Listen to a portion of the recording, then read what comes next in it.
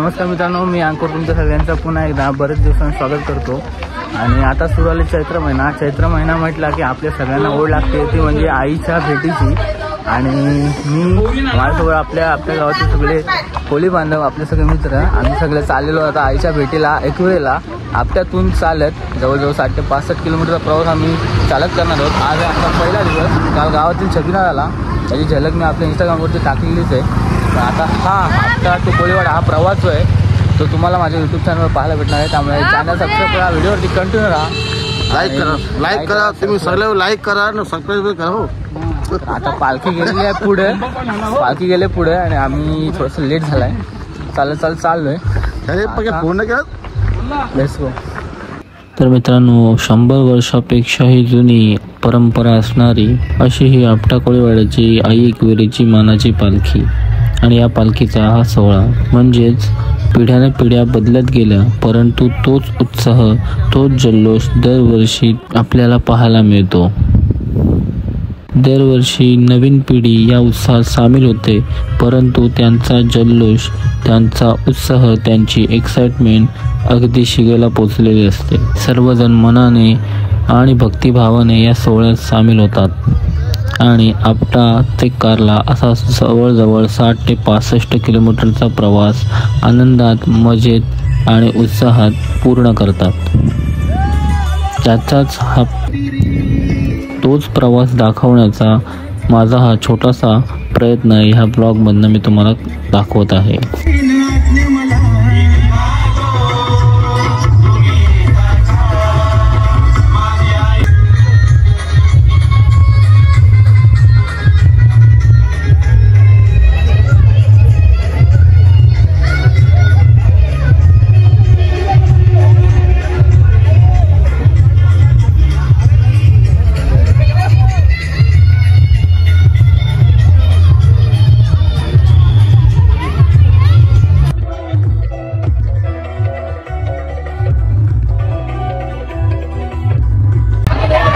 मित्रांनो, पहिला ब्रेक झाला आहे आणि माझ्या मागे मला हे लोणा कंपनी, लोणा इंडस्ट्रीज आमच्या इथली, त्यांच्याकडून पहिलं वडापावचा स्नॅक आम्हाला भेटतोय। आणि तर बघा किती गर्दी जमले। माझा आवाज तर तुम्हाला येत नसेल, बट तरी पण मी तुम्हाला सांगतोय। सो हा वडापाव, आम्ही वडापाव भेटला मस्त गरम आणि या ठिकाणी बघा गर्दी किती आहे। लोणा कंपनीच्या रफत पहिला मला ब्रेक मिळतो तो म्हणजे वडापावचा। सो आता इथून पुढे जाऊया, पुढे अजून भरपूर काय आहे, व्हिडिओवरती कंटिन्यू राहा।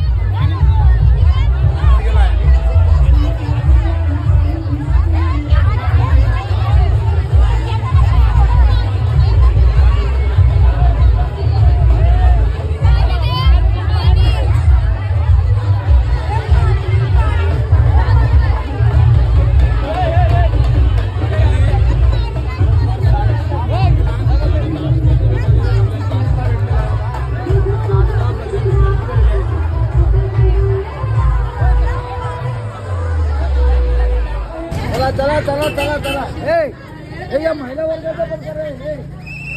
या महिला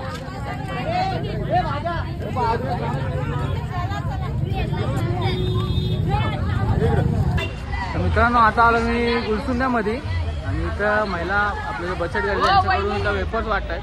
तर हा दुसरा स्टॉप लोणा कंपनीच्या इथून पुढे मग गुलसुंद्या गावाची, इथं आम्हाला इथं सेकंड स्टॉप भेटतो।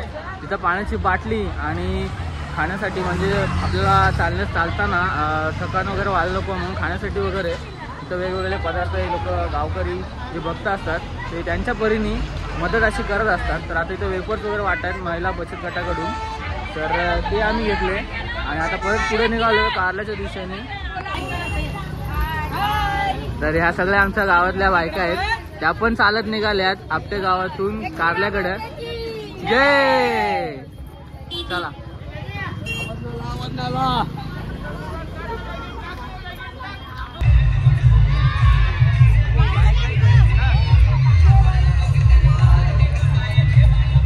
तर मित्रांनो, आता आम्ही आलो गुलसुंद्यामध्ये आणि शाळा इकडे, शाळेच्या इथं, आणि मला बघून हे जाम भारी वाटलं म्हणून मी तुम्हाला ब्लॉगमध्ये दाखवतो।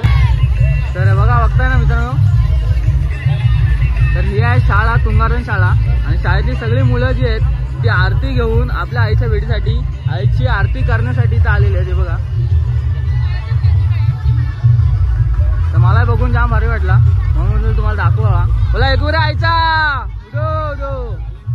तर मित्रांनो, आजच्या या काळामध्ये लहान लहान मुलं सुद्धा आईच्या भेटीसाठी किती उत्सुक आहे तुम्ही बघू शकता. तर शाळा सोडून हे सगळे आईच्या आरतीसाठी तर आलेले आहेत आणि आता आम्ही सगळे चाललेलो पालखी घेऊन कारलेला.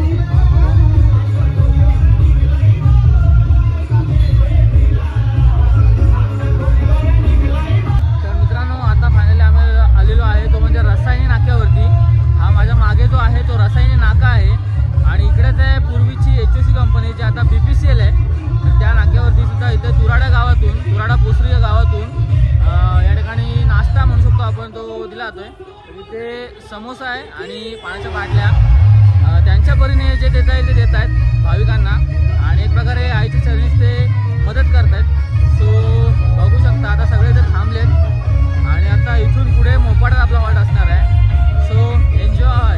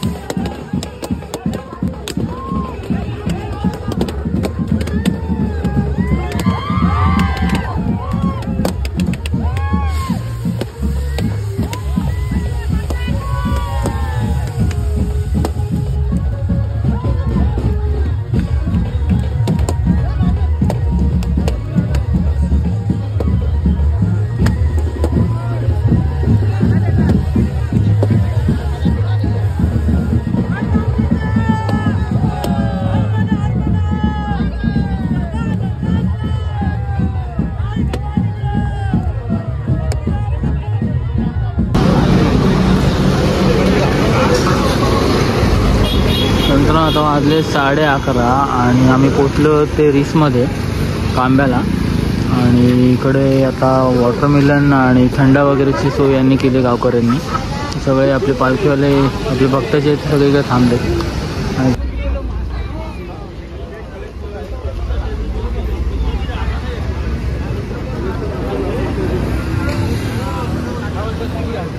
मग आता इथून पुढे दांडपाट्यावरती एक थोडा हॉल्ट असेल, कारण तिथे टाके देवीचं मंदिर आहे.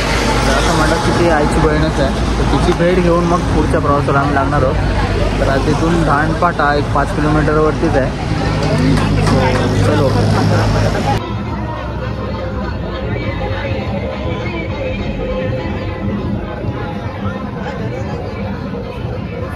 इथे दादाने 5 मिनिटात मस्तपैकी अशी रांगोळी काढली बघा, किती भारी दिसतंय.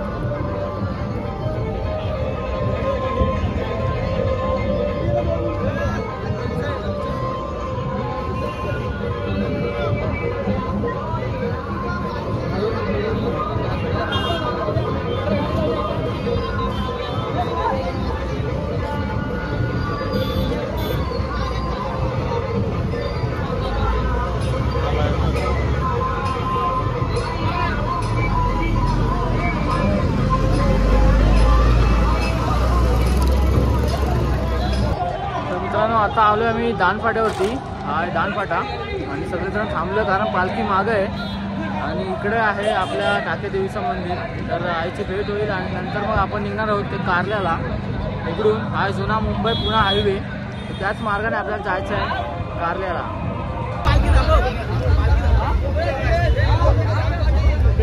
फटाके लावला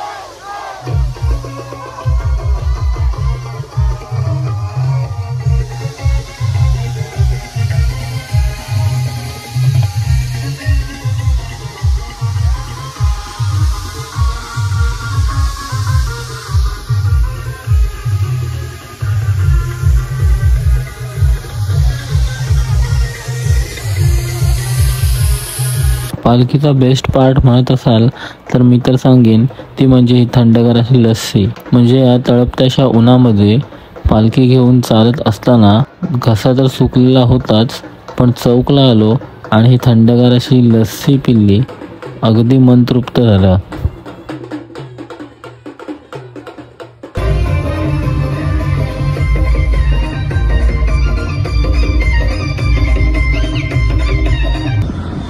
फायनली मित्रांनो खूप दुपार झाली आणि ऊन पडलं एकदम, आणि फायनली आम्ही पोचलेलो आहोत ते वेणेगावला, बापदेवाच्या मंदिराची इथे, जिथे आपलं दुपारचं जेवण म्हणजे भोजन असणार आहे.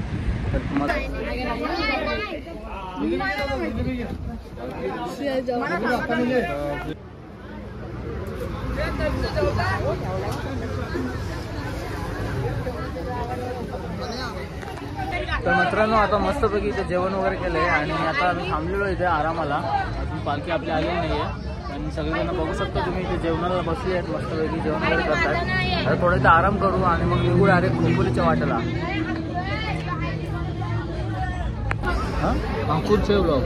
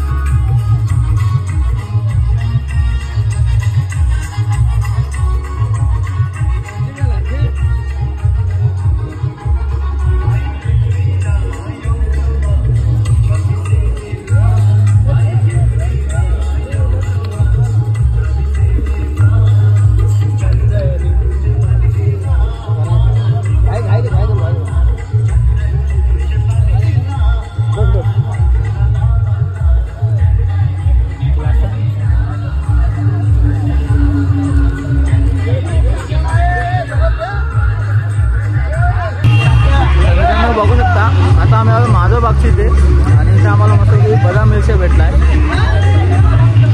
तर आता थोडं रिफ्रेश होतो आणि परत जातो खोपोलीच्या दिशेने. चॅनलवरती कंटिन्यू राहा. आणि मित्रांनो आता संध्याकाळचे 7 वाजलेत आणि आम्ही आलो आहे आता खोपोलीमध्ये. सगळे टेम्पो लागलेत. आलो आता नरेश पवार पण आहे आपला मित्र. अरे बघा मागं सगळे टेम्पो लागलेत आणि अजून टेम्पो येतात. तर आज आपला स्टे म्हणजे आपण रात्रीच थांबणार आहे आणि रात्री 2च्या नंतर वगैरे निघणार आहे. तर आजच्या दिवसासाठी एवढाच. भेटू आता उद्याच्या नवीन दिवसामध्ये नवीन ब्लॉगमध्ये. सबस्क्राईब केल्या गुडबा.